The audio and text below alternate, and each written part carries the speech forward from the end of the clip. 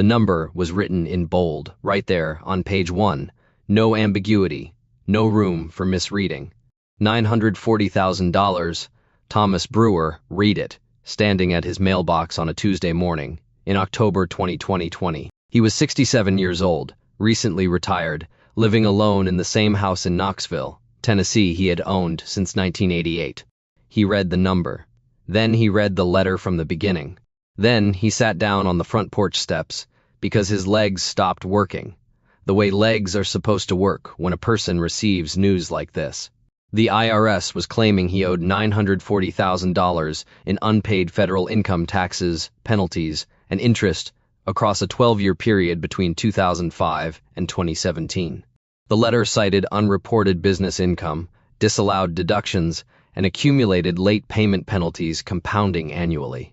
It gave him 30 days to respond before collection action would begin. Collection action on a 67-year-old retired man with a fixed income and a paid-off house. He called his daughter first. Her name was Carol. She drove over within the hour, read the letter herself, and said very little for a long time. Then she said, "Dad, what business income?" That was the right question. Thomas Brewer had spent 34 years as a self-employed building contractor in East Tennessee. Small residential projects mostly, additions, renovations, porches, the occasional full build. He had operated as a sole proprietor under the name Brewer Construction from 1983 until he retired in 2018. He had filed taxes every single year. He had worked with a bookkeeper named Rhonda Castillo for most of that time, a woman who ran a small practice out of her home in Maryville and who had handled his quarterly estimates and annual filings with, as far as Thomas knew, complete reliability. In 2018, Rhonda had a stroke. She recovered, but she closed her practice. Thomas found a new accountant for his final working year and then retired. He assumed his tax history was clean. He had no reason to believe otherwise. The IRS letter told a different story. According to their records, Thomas had received significant unreported income between 2005 and 2017 through payments from a series of subcontracting arrangements. The IRS had obtained 1099 records from 2 general contractors who had used Thomas as a subcontractor on larger projects during that period. Those 1099s showed cumulative payments of just over $1.2 million across 12 years that, the IRS claimed, had never appeared on Thomas's filed returns. Thomas told Carol he had no idea what subcontracting arrangements they were talking about. Carol asked if he had kept records from those years. Thomas thought about it. Then he said, "There is boxes in the attic." The attic of the Knoxville house was the kind of place that accumulates decades without intention. Christmas decorations, old tools, a broken rocking chair. And in the far corner, behind a rolled-up carpet and 2 boxes of his late wife Margaret's things. 7 cardboard boxes labeled by year in black marker. Thomas's handwriting. Going back to 1991, Carol found them on a Saturday afternoon in November 2020. She brought them down one at a time. Dust on everything. Some of the boxes had water damage at the corners from a roof leak Thomas had fixed sometime around 2010. But the contents, protected by the box walls, were mostly intact. They spread everything across the kitchen table and started going through it year by year. Bank statements, client invoices, material receipts, handwritten job logs Thomas had kept in spiral notebooks, recording every project, every payment received, every check written. Carbon copies of deposit slips, folders of canceled checks. It took 3 full days. By the end of it, Carol had found something the IRS apparently had not. Thomas's records for 2005 through 2017 were not missing. They were detailed, consistent, and they told a completely different story from the one in the federal letter. The 1099s the IRS had obtained, the ones showing $1.2 million in subcontractor payments, had been issued in Thomas Brewer's name and social security number. But the projects listed on those 1099s didn't match a single entry in Thomas's job logs. Not one project name, not one client, not one payment date.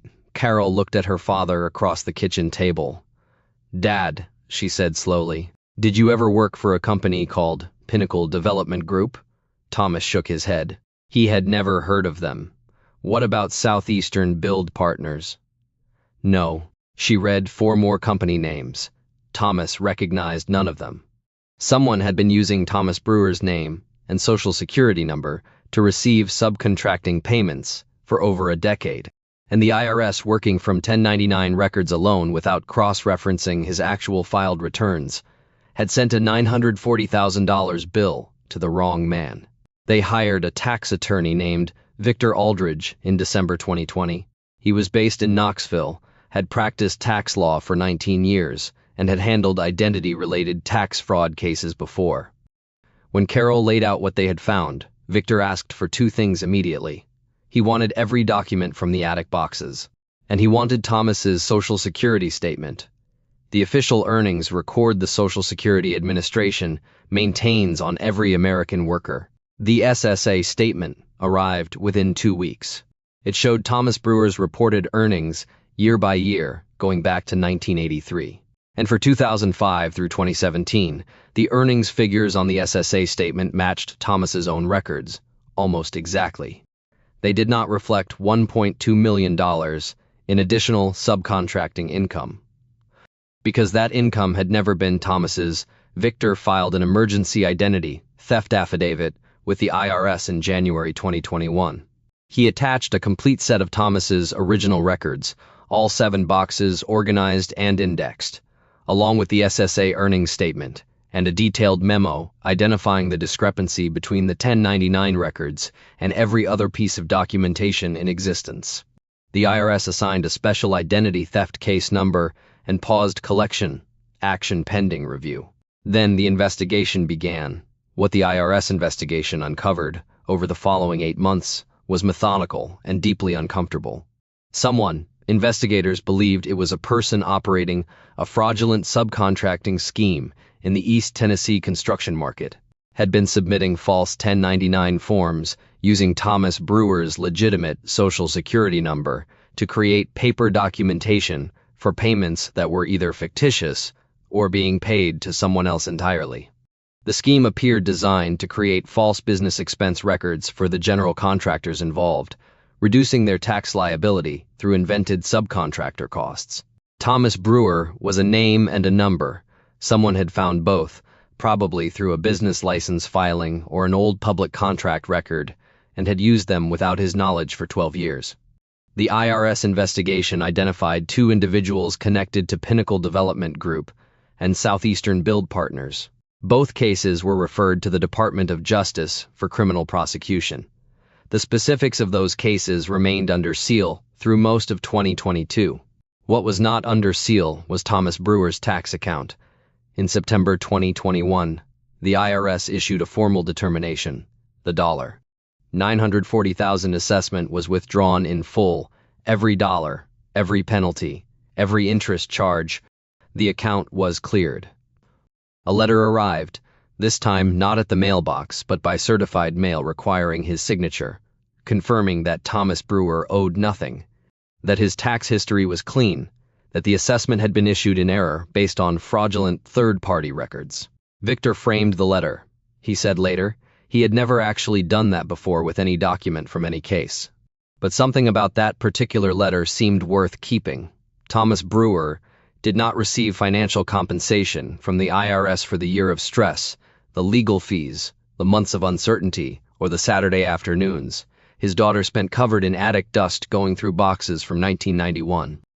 The IRS does not typically pay damages for assessments later withdrawn. Victor filed a request for administrative costs under the Equal Access to Justice Act, and a partial recovery of legal fees was eventually approved. But the larger cost, the one measured in a retired man's peace of mind, in sleep lost, in the particular fear that comes from receiving a government letter claiming you owe nearly $1 million. That was never reimbursed. What saved Thomas Brewer was not a lawyer, though the lawyer mattered. It was not the IRS investigation, though that mattered too.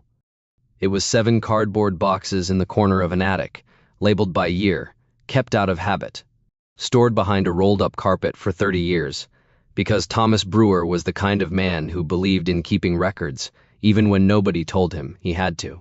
He had filed his taxes correctly every single year, paid what he owed, kept what proved it, and when a number with 6 zeros arrived in his mailbox and told him he was wrong, he went up to the attic. The truth was up there the whole time, covered in dust, waiting.